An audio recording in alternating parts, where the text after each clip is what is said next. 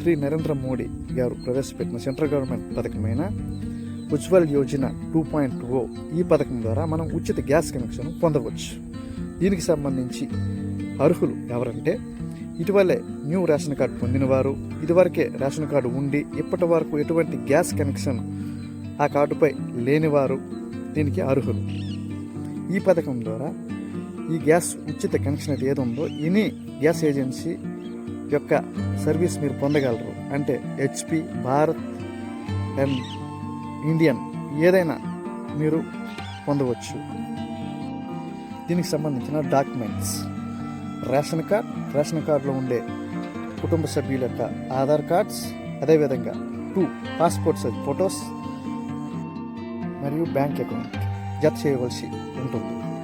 ఈ యొక్క డాక్యుమెంట్స్ తీసుకుని మీకు దగ్గర ఉన్న ఎనీ గ్యాస్ ఏజెన్సీకి వెళ్ళి ఈ యొక్క డాక్యుమెంట్స్ సమర్పించినట్లయితే అక్కడ మీరు ఉచిత గ్యాస్ కనెక్షన్ పొందవచ్చు. అదేవిధంగా ఈ యొక్క గ్యాస్ కనెక్షన్ అనేవి మహిళలకు మాత్రమే అప్లై చేయడానికి వీలవుతుంది. ఫ్రెండ్స్, మరి ఈ యొక్క గొప్ప అవకాశాన్ని ప్రతి ఒక్కరూ వినియోగించుకుంటారని, త్వరగా ఈ యొక్క పథకానికి అప్లై చేసుకుంటారని మనస్ఫూర్తిగా కోరుకుంటూ జై హింద్.